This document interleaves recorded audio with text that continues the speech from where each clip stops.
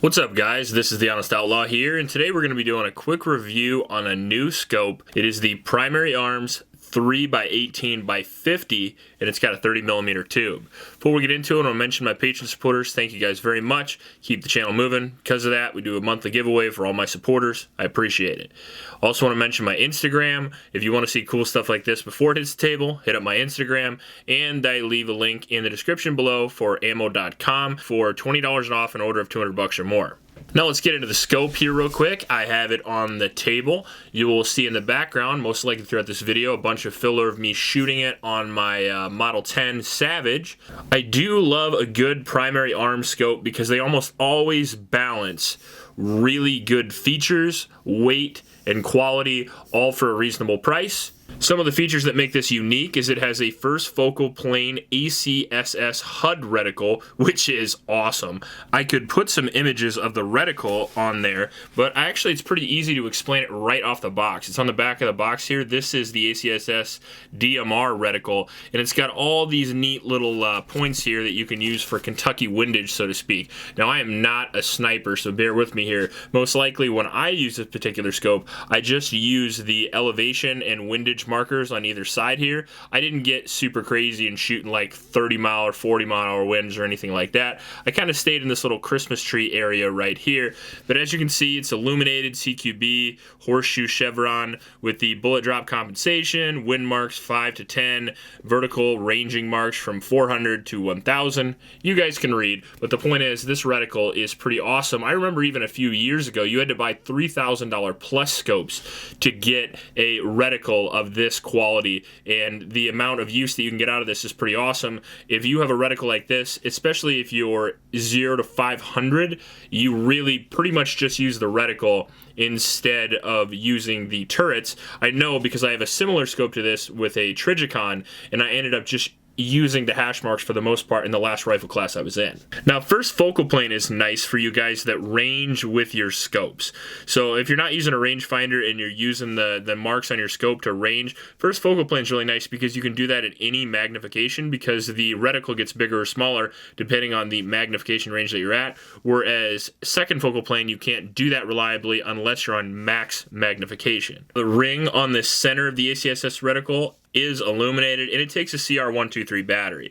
It has 6 brightness settings, which is pretty standard as well, and I'm not sure how long it takes for it to run out of battery because mine hasn't run out of battery yet, but I do turn it off every time I leave the range. The eye relief's pretty good at 3.5 to 3x9. It's got a 30mm tube, which is pretty standard. You won't find too many 1-inch tubes on the market anymore, and you certainly won't find any 1-inch tubes on my reviewing table just because I like the amount of light that you get with a 30mm tube a lot more.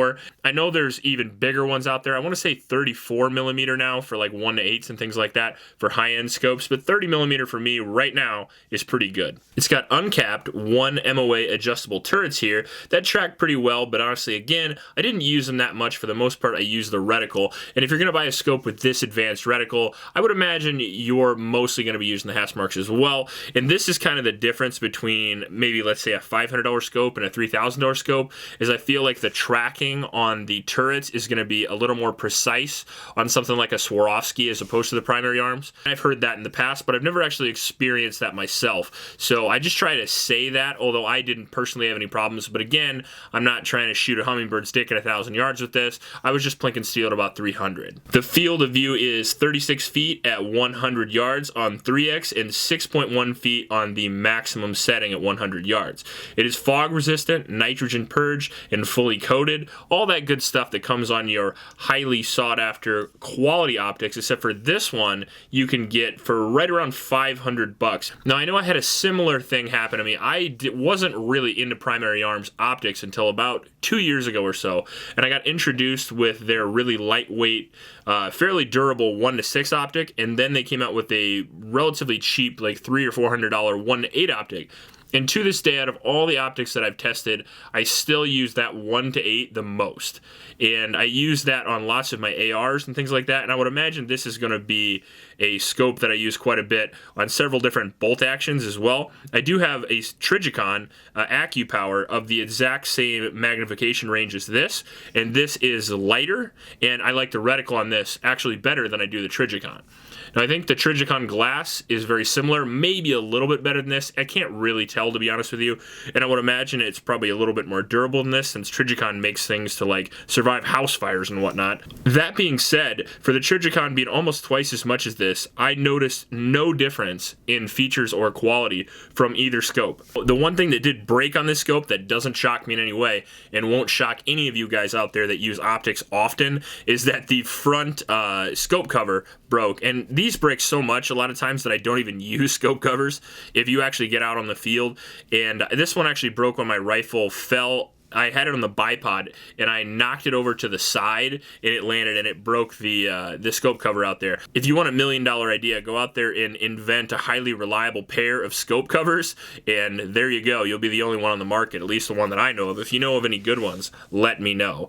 But the one on the rear actually broke as well. So the scope covers, they're not my favorite, but then again, I've never actually had a pair of scope covers that lasted more than 1 or 2 range outings, so it doesn't bother me that much. I actually forget what rings I have on here, so I can't tell you that. If you have any questions, they're just these QD release ones. I think I got them at Shields. So all in all, if you like a high quality scope for around $500 that is only 25 ounces, again, really impressive. 3 companies that I really like for scopes that's Leupold, and that's Trijicon, and that's Primary Arms, and they keep all of their stuff within a reasonable price period. They keep all their stuff in a reasonable price margin. You know, they have high quality stuff for somewhere between $500 and $1,000.